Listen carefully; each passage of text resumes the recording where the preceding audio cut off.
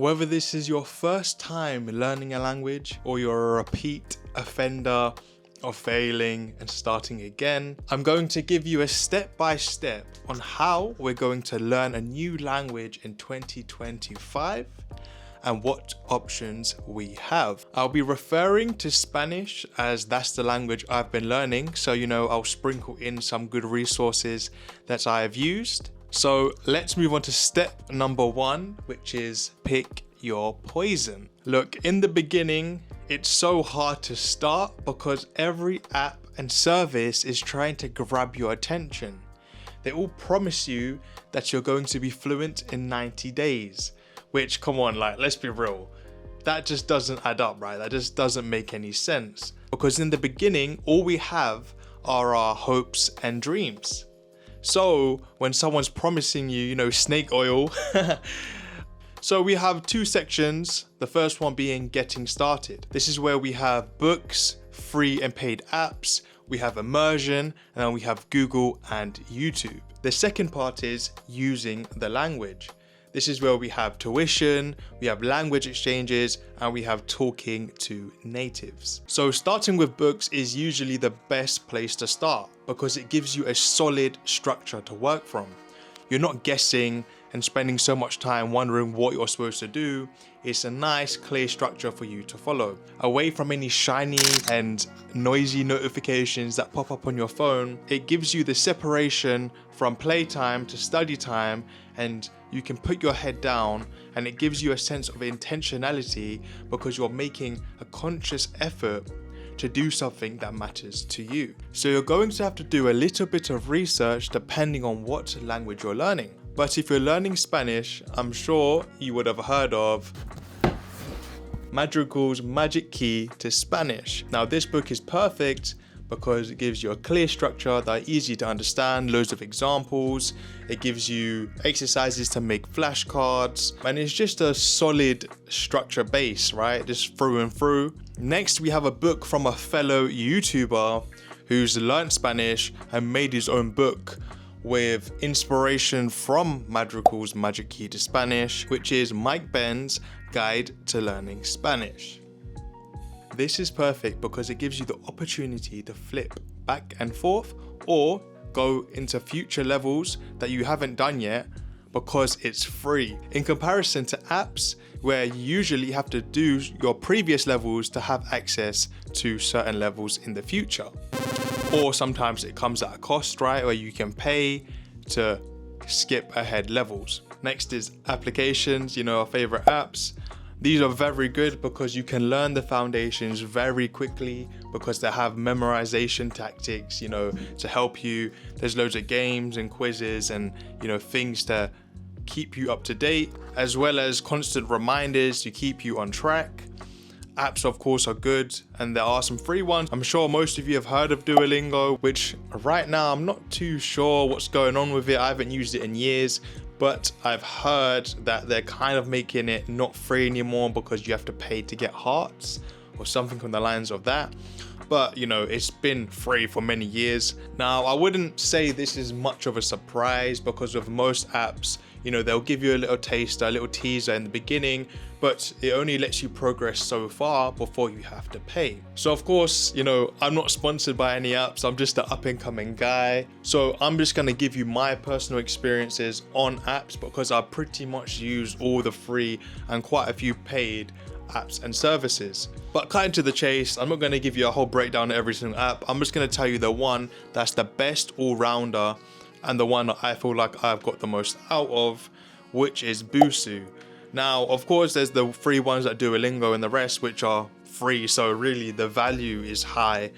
But with Busuu, I felt like they were well structured. When it comes to grammatical points, it's easily understandable. There's also community features where you can upload speaking samples and people can correct you. I just liked the general feel of the app, even though it is a paid service. Also, you're able to track your progress with vocab builders and grammar builders.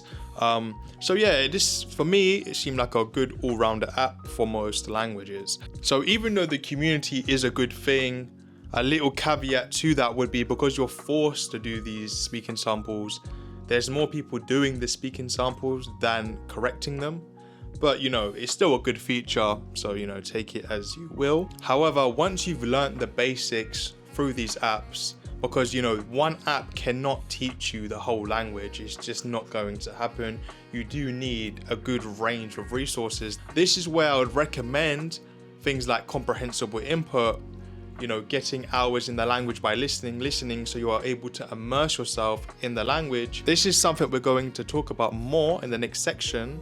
But if you are looking for grammar apps, then I would recommend Aya Verbs. I guess they maybe call it Ella Verbs, which is just a grammar app that I've been using for a few years. I don't use the app so much today, but in the past it's helped me so much understanding irregular verbs and just getting an understanding of what they are and when is the right time to use them with what verbs and how they're conjugated in different sentence structures or conjugations. And if you're learning an Asian language, I've heard Lingodeer is very good as well. Another popular method is using flashcards with a very popular app called Anki. Now, I don't have that much experience with Anki myself, because I thought I had to make a new card for every single word or phrase I wanted to learn, and I just don't have time for that. But a commenter from this channel let me know that if you're using apps alongside Anki, like Language Reactor, it can automatically make you flashcards like as an add-on for Anki. So that's something you could research if you're into flashcards, but I know a lot of people do get value from Anki, so I had to put it in this video. If you're into listening and repeating exercises, which is something I done a lot of when I was starting off with people like Spanish with Paul, Pimsleur a little bit, and like just a tad of language transfer. There's a lot of hype with language transfer, one because it's free, but also because it's a guided Spanish course where you listen and repeat and you learn over time. So linked to that is immersion and exposure to the language. This is in the form of comprehensible input, learning a language by listening. Now, you may have heard of a lot of foreigners who have said they've learned English just by watching a lot of media as they grew up. So this can be any sort of media, it could be books, it can be apps, it can be videos, your Netflix, it can be anything where you're listening and absorbing the language and making it a part of your day-to-day. Resources I would recommend are Dreaming Spanish, or any channel that does comprehensible input on YouTube. Also, any subscription-based services that you have that you can find native media. And then lastly, Lingopie. Now, going off Lingopie, which is heavy in subtitles, I would not recommend watching videos with too many subtitles because you don't want to get used to reading rather than listening. These are two different skill sets that you need to learn, and if you only read, it really will affect your listening. But once you've received a sufficient amount of exposure to the language where you're starting to understand how words are pronounced, this is when it's okay to start reading subtitles, because now you can pronounce the words okay, and you're probably at a point now where you're not so reliant on reading because you simply can't understand. Then lastly, we have Google and YouTube. I put this here to kind of regulate our momentum when learning a language, because for the most part, I know in my case, I've done so much researching on how to learn a language than actually learning the language, which is something you might be doing right now. And I've seen a popular clip that goes, you thinking about the thing is you not doing the thing, you researching about the thing is you not doing the thing, and you talking to your friends about the thing is also not doing the thing, right? This can be because one, you think you're doing something productive with your time right now, you're researching, but really this is like the 10th time you've researched this week, right? And you haven't put any work in. Or the second thing is because you simply are looking for something more. Like you don't understand what it is yet, but whatever you're doing right now isn't working and you're just really trying to find what you're craving for. This is where you need to remember that everyone selling you something is a business, right? They will all try to convince you that they have the one thing that's going to change your language journey forever. that they're different. They're different from everybody else. They can offer you something that is just mind-blowing. You're going to be fluent in 90 days and you're going to be laughing all the way to Mexico. Now look, there's many people who want to spread value and give golden nuggets, and who knows, maybe one day I would like to sell something online. But once you understand this simple mindset, that they are a business and everybody's trying to, bank a little bit on somebody's, I guess, weakness, their ability, their feeling of insecurity of their level in the language, so they can bring them in and save them from the outside world. And don't get me wrong, as we discussed with YouTube and Google, it's an unlimited search. Like, you can go for days and days and days and days looking for the perfect video, and finding a course that suits you and is well put together with a good structure can really, save a lot of time and put you ahead. But the point is that they're all pitching something. I used to be subscribed to a lot of email lists and like notifications of these YouTubers selling courses, and it's like every day there's something that you're missing out on, the new best thing that's gonna change everything forever. And it just got tiring that everything was a sales pitch. Like, bro, just teach me what I want to teach. Stop trying to sell me a course. Just remember to do your own due diligence, and just think about that. There's so many people before you who have learned a language with traditional methods or old methods, and you don't need the newest gadget, the newest service to make you fluent today. Maybe, there's a cost, there's a cost to everything. Maybe one thing's better in time, one thing's more cost effective. You gotta work out what you wanna work with. But just remember, only because it's a little bit older, it doesn't mean it's worse. And another thing we need to understand, going off this whole mindset thing, is that when you start off learning a language or anything in general, the beginning is so fulfilling and it's so rewarding, because anything that you learn right now gives you a massive percentage boost in like the overall score. Kind of see it like playing a game, that every single time you level up, you have to fight a harder boss, and a boss that has more health. It takes more time to defeat them because they too are growing in difficulty. So as time goes on, it takes more time to complete levels that seem like they're the same size or the same height but they're just so much more harder to understand. They're more complex, and it will take you more time to go up in the levels. So please do not get discouraged if you felt like you had such a good start, but right now you're not understanding anything. It just takes time. That's all it is, the exposure to the language and letting your brain soak it in, understand this new language that you're learning. What you need to understand is that Spanish, for example, in my case, is not just English with like a Spanish accent, right? It is a different language. Even though they have the same alphabet plus one letter, it doesn't mean that it works in the same way as English. There are some good things in languages that share the same structures, like cognates, where you can learn a lot of words just from knowing English, for example. But just understand that your language is not just English with an accent of that language. However, sometimes you have to hand over your cash, and rightly so, pay people for their services. This is where we talk about tuition. I've used 3 main platforms, being Baselang, Lingoda, and Preply.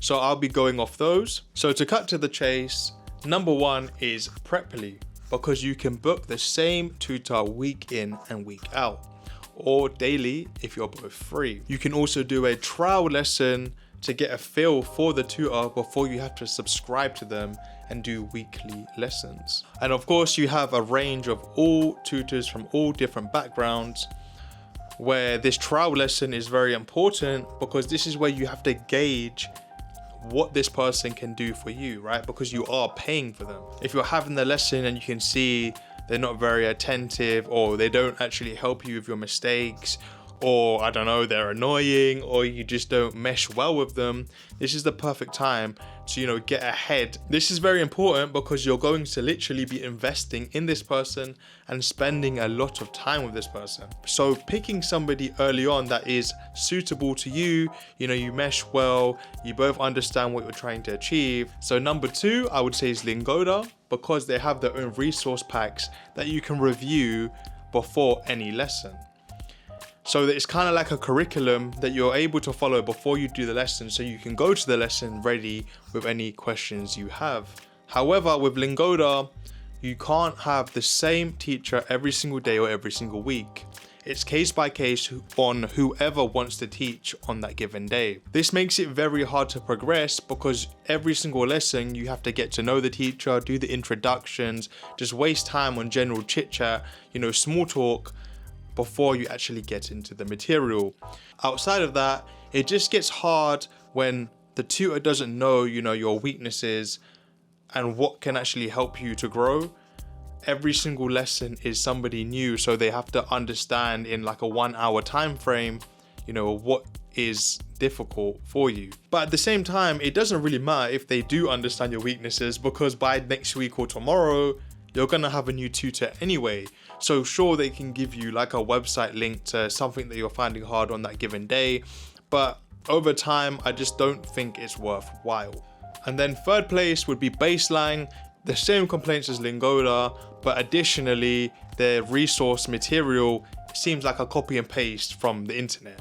It's just bland and boring, and yeah, I just wouldn't recommend it, to be honest with you. So once you've chosen your platform where you want to speak, the most popular being Preply and italki, but I've never used italki, but I know it's popular. This is where you want to do a self-analysis on your weaknesses, right?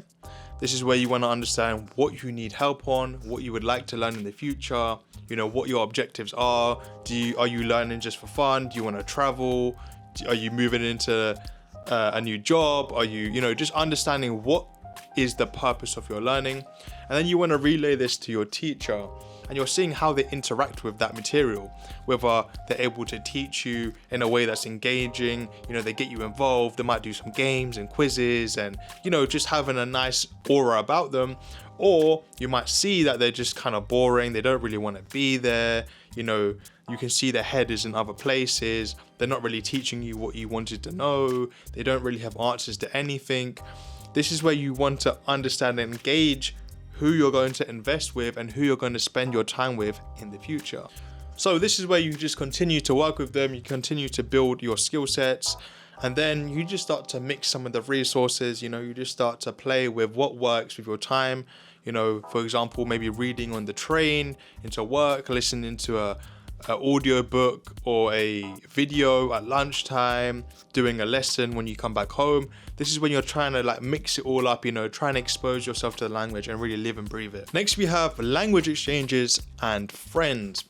Now, language exchange apps are good because they're free, right? But at the same time, you get what you pay for.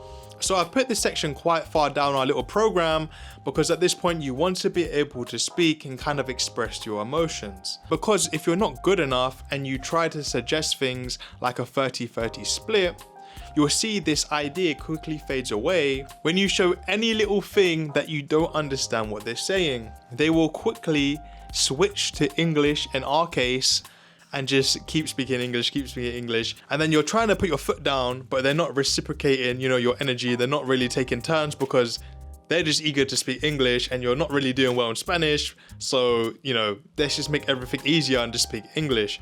That's why I recommend that you need to be at a decent level before you start doing language exchanges, because, you know, majority of the world who don't know English are trying to learn English. So of course, this isn't really a good way to spend your time when they're getting so much more exposure than you.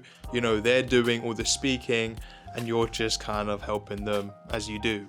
Therefore, if you actually want to improve in your target language, it's gonna sound a little bit douchey, but you're gonna have to do what I said, but the opposite, which is find somebody who is worse at speaking English then you are Spanish or your target language, right?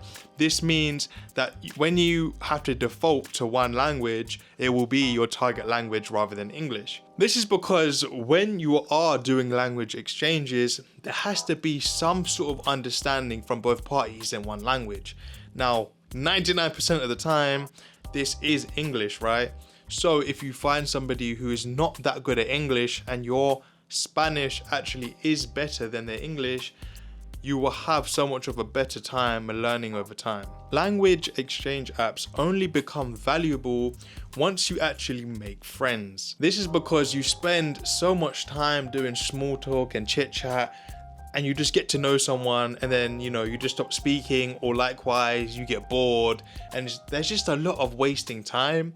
So if you can find someone where it's not such a tick for tack, it's just you guys being friends, you're both trying to help each other out, and you're just learning together, it just makes the experience so much more seamless, and it doesn't feel so much as a chore than it does learning and just having fun with a friend. So next is talking to natives. Now, we just discussed making friends who are natives, but this is different because you're friends, they're going to hold your hand a little bit, they're going to be a bit more patient, they just want to help you. However, this is completely different to the streets, to the restaurant, to the service industry, where they don't want to be there for a minute whilst you stutter and go and ah for 2 minutes. They just want your order and they want to go back to work and be about their business, right? So this is a completely different ball game. However, on the other hand, there are a lot of people as well who, once you kind of say that you're learning the language, they will be open to giving you a chance to speak, and they're just happy that you're embracing their language. This is because us English speakers are quite ignorant to the fact that anywhere we go in the world, there will be someone somewhere that speaks English, right? Most resorts and hotels and taxis and the rest of it know English because it is like the worldwide language. But this is not so good, because people should take time to go to a language and at least learn, the 10 most basic phrases just to get around. It's just polite, it's just manners, to try and understand their traditions, their customs. So some natives see this, and even though you're butchering the language, it sounds nothing like it should, they're just happy that you tried. So a good opening line would be, once they've told you where they're from, meaning they're a native person from the target language you want to learn, is, I've actually been trying to learn that language. And then that gives the opportunity for them to ask you, let me hear a little bit, so they can praise you. Because 9 times out of 10, they might know you're going to sound bad, but they just want to give you, a pat on the back, help you a little bit, and just give you that motivation to keep going. This reminds me of a time this year when I went to Thailand and I met a guy from Chile, and we were just speaking, and he told me he's from Chile, so I did exactly what I said. And then I was like, I've been learning Spanish. And then from then, it kind of, brought the expectations down, and it just allowed for a more smooth experience, because the expectations of me being some like native speaker just weren't there anymore. He understood I was learning, and this is just something that I wanted to try out. And then from there, we was literally just going back and forth in both languages and just enjoying things as time went on. And look, I know it's hard when you're first trying to speak and you're getting a lot of blank faces and people don't understand, and people just speak to you in English even though you're trying to speak their language.